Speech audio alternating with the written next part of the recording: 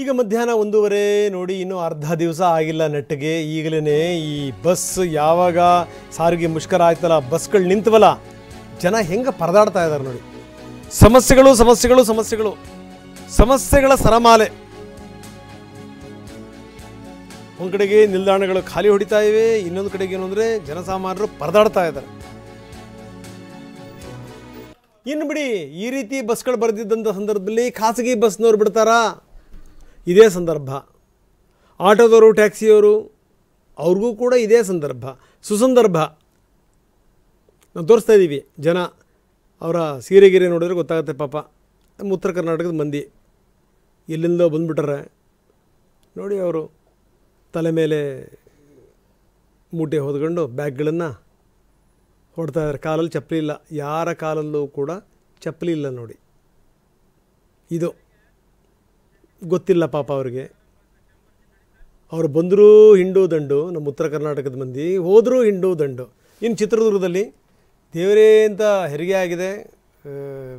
ಒಂದು ಒಂದು ಒಂದು ಸಣ್ಣ ಮಟ್ಟದ ಬಾಣಂತನ ಮುಗಿಸ್ಕೊಂಡು ಈಗ ಆಕೆ ವಾಪಸ್ ಗಂಡನ ಮನೆಗೆ ಹೋಗಬೇಕು. ಯಾವ ರೀತಿ ಪರದಾಡ್ತಾ ಇದ್ದಾಳೆ ಅದನ್ನು ನಾವು ನೋಡ್ತಾ ಇದ್ದೀವಿ. ಸೊ ಈ ರೀತಿ ಇನ್ನು ಸಾರಿಗೆ ಜಂಟಿ ಕ್ರಿಯಾ ಸಮಿತಿಯ ಸಭೆ ಆರಂಭ ಆಗಿದೆ. ಸಾರಿಗೆ ನೌಕರರ ಮುಷ್ಕರದ ಮಧ್ಯೆ ಇದೊಂದು ಮಹತ್ವದ ಮೀಟಿಂಗ್. ಜಂಟಿ ಕ್ರಿಯಾ ಸಮಿತಿಯ 6 ಸಂಘಟನೆಗಳು ಭಾಗಿಯಾಗಿವೆ. ಗಾಂಧಿನಗರದ ಕಚೇರಿನಲ್ಲಿ ಸಭೆ ನಡೆಸಲಾಗ್ತಾ ಇದೆ. ಅದರ ಕಾನೂನು ಸಲಹೆಗಾರರು ಕೂಡ, ಲಾಯರ್ಗಳು ಕೂಡ ಅದರಲ್ಲಿ ಪಾಲ್ಗೊಂಡಿದ್ದಾರೆ. ಈ ಹೈಕೋರ್ಟ್ ಆದೇಶ, ಇದೆಲ್ಲದರ ಬಗ್ಗೆ ಹೋರಾಟ, ಇದ್ರ ಬಗ್ಗೆ ಚರ್ಚೆ ಆಗುತ್ತೆ. ಅನಂತ ಸುಬ್ಬರಾವ್ ಇದಕ್ಕೆ ಸಂಬಂಧಪಟ್ಟಂಗೆ ಮಾತಾಡ್ತಾರೆ. ಕ್ರಿಯಾ ಸಮಿತಿಯ ಅಧ್ಯಕ್ಷರು, ಹಿರಿಯರು, ಪಾಪ ಅವ್ರಿಗೇನೋ ತುಂಬ ಕನಸರನ್ನಿದೆ. ಆದರೆ ಎಲ್ಲರೂ ಅವ್ರ ಮಾತನ್ನು ಕೇಳುವಂಥ ಸ್ಥಿತಿಯಲ್ಲಿದ್ದಾರ?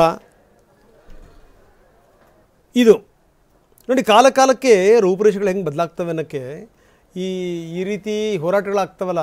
ಹಿಂದೆ ಕೋಡಿಹಳ್ಳಿ ಚಂದ್ರಶೇಖರರವರು ದೊಡ್ಡ ಮಟ್ಟದಲ್ಲಿ ಅವರ ದನಿ ಕೇಳಿದ್ವಿ ನಾವು.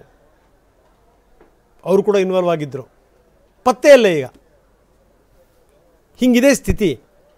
ಯಾವ ಕಾರಣದಿಂದ ಬಂದರು ಬಂದಿಲ್ಲ ಪ್ರಶ್ನೆ ಬೇರೆ. ಹೀಗೆ ಇಲ್ಲಿ ಎಡವಟ್ಟುಗಳೇನಾಗ್ತವೆ ಅಂತಂದರೆ, ಹೋರಾಟ ಮಾಡುವಂಥವ್ರಿಗೆ ಸರಿಯಾದ ನಾಯಕರು ಸಿಗಲಿಲ್ಲ ಅಂದರೂ ಕೂಡ ಎಡವಟ್ಟನೆ. ಯಾಕಂದರೆ ಏನಾದರೂ ಈ ಕೂತ್ರೆ ಸರ್ಕಾರ ನಡಗಬೇಕು, ವ್ಯವಸ್ಥೆನ ಅಲುಗಾಡಿಸ್ಬೇಕು. ಬನ್ನಿ ಮಾತುಕತೆಗೆ ಅಂದರೆ ಬರಬೇಕು ಮಾತುಕತೆಗೆ. ಇಲ್ಲಾಂದರೆ ಇವರೇನು ಸರ್ಕಾರಿ ನೌಕರರು ಪ್ರತಿಭಟನೆ ಮಾಡ್ತಾರಪ್ಪ, ಓಡ್ ಬರುತ್ತೆ ಸರ್ಕಾರ. ಹಂಗನೇ ಬೆಸ್ಕಾಂ ಜೆಸ್ಕಾಂ ಅಂತ ಹೋರಾಟ ಮಾಡಿದ್ರೆ ಓಡ್ ಬರುತ್ತೆ ಸರ್ಕಾರ. ಯಾರು ಕೇಳ್ತಾರೆ ಇವರು ಹೋರಾಟವನ್ನು?